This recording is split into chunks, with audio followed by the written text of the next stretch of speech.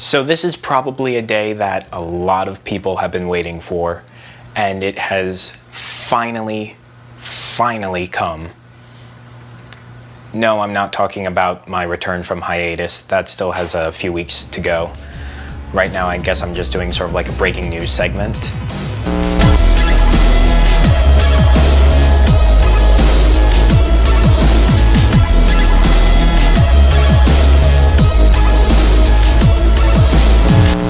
Hey guys, what's up? It's Connor Mitchell, head whiz of Dragon Rider Network, and today Apple had their September event. This is the event that everybody has been waiting for. They have been waiting to introduce the new iPhone 6 or iPhone 6 Plus or iPhone 7 or whatever it is, and the big news that everybody was agreeing on is that today was going to be the day they unveil their so-called iWatch, their wearable device where they are going to compete against companies like Motorola and Samsung in the wearable field. Overall, I would say it wasn't really that much of a disappointment. How so? Well, originally I was going to make a 7-minute video of this.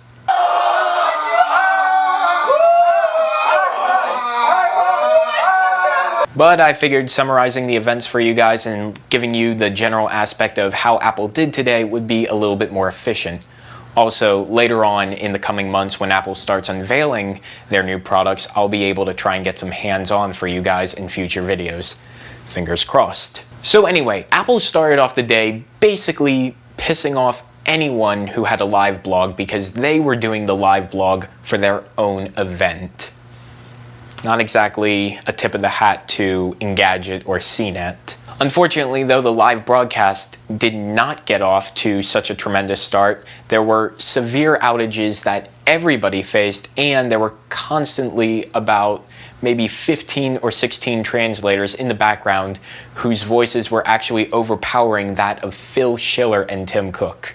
However, if you jumped right over to the live blogs, you noticed that Tim Cook came out swinging with introducing the iPhone 6 and 6 Plus right off the bat. These indeed were the iPhones that have had their designs leaked over the last many months, including that really terrible looking unfinished line backing on both of them. To put it in a nutshell, if you want to skip over the next 2 to 3 minutes of this video, basically take this with a grain of salt.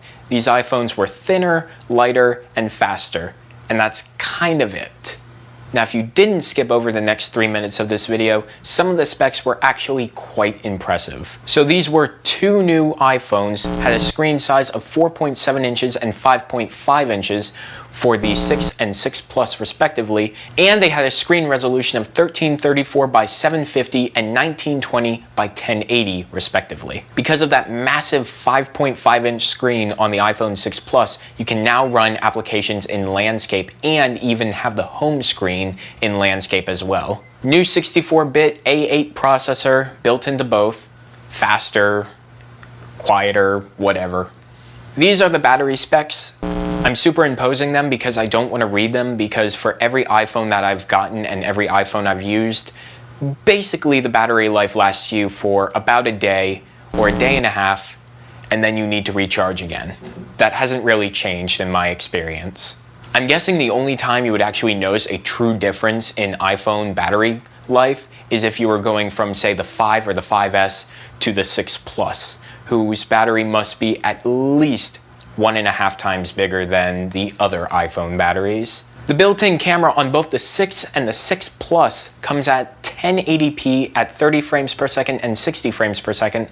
Unfortunately, there was no 4K to be found, but the super slow-mo rate of the iPhone camera is now up to 240 frames per second, which is really ridiculous, but insanely cool. In terms of stabilization, the iPhone 6 is still relying on digital stabilization, but the iPhone 6 Plus, because of all of that extra space, now has been given the gift of optical stabilization. There are tons of specs about the new iPhone cameras that I'm not going over, mainly because some of them seem a little bit repetitive from last year and of every other spec that every other phone manufacturer gives for their camera, but also some I'd like to forget, like that burst selfie mode. I could have gone the rest of my life without knowing that Apple was going to add that. The new iPhones will be available on September 12th for pre-order, and they will be going live on sale on September 19th. Prices will start at $199 for the iPhone 6 and $299 for the iPhone 6 Plus. They will go incremental by $100 for each storage update and will go up to 128 gigabytes. Something sort of expected that came today alongside the new iPhones was something called ApplePay. This basically combines Apple's efforts with Touch ID security and NFC technology in order to give your iPhone mobile payments and to essentially get rid of credit cards entirely from your life. It's a really interesting method that they have set up where essentially you have your iPhone hooked up with your credit card numbers or your bank accounts or whatever, and you have that set up in Passbook, but then when it goes to the transaction period between you and whatever store you're going to, it gives it a one-time number that can only be used once, and this number will constantly change every time you go to make a payment.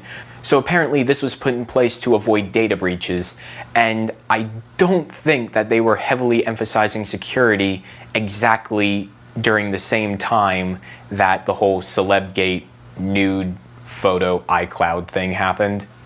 I think that was just a really unfortunate coincidence. Some of the places that have signed up for this service are Macy's, Subway, McDonald's, and hey, Walgreens.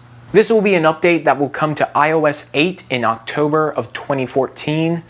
Unfortunately, since this is pretty much based on NFC, the only iPhones that will be receiving this update and will actually be able to use this update are the iPhone 6 and the 6 Plus. Finally,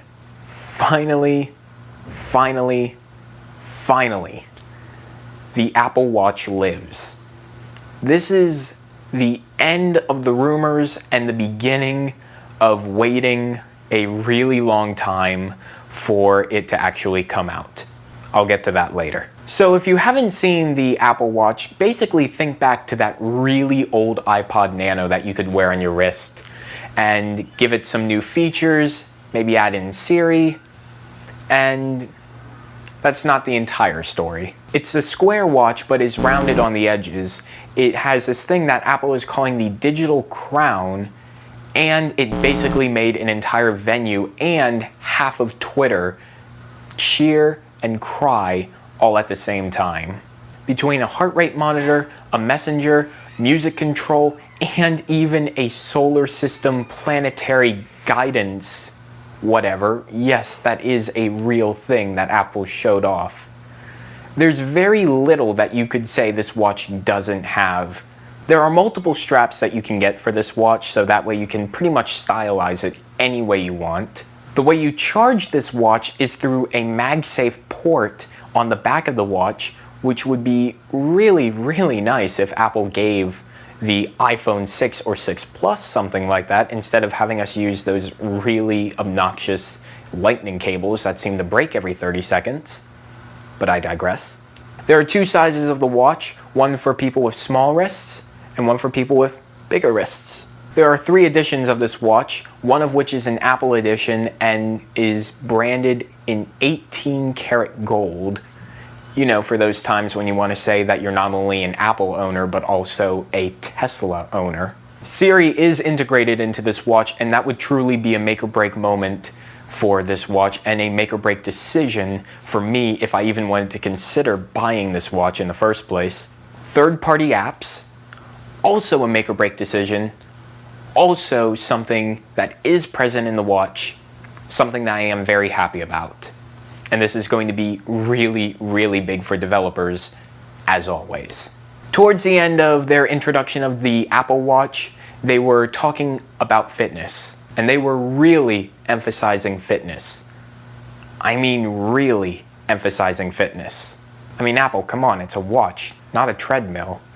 You put Twitter and Snapchat on this thing, a year down the road, people are going to think of this watch as a fitness device the same way they think of Google Glass as a fashion device.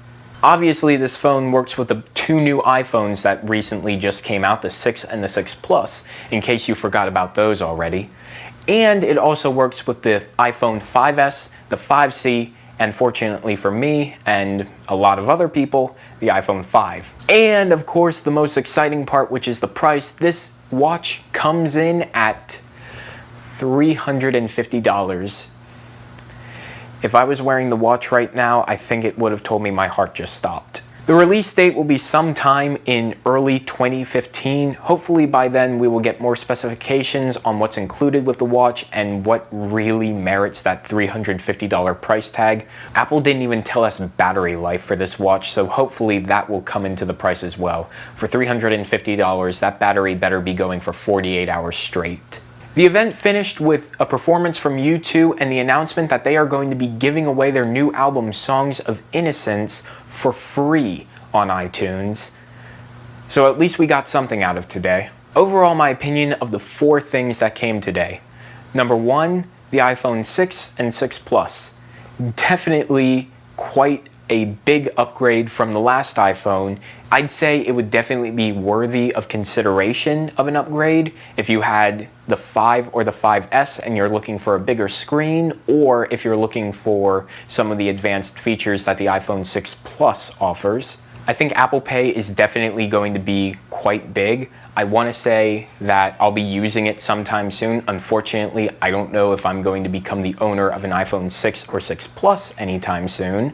Apple seemed to go over the iWatch fairly quickly, but at the same time give us enough information that we could still be excited about it and at least have something to look forward to.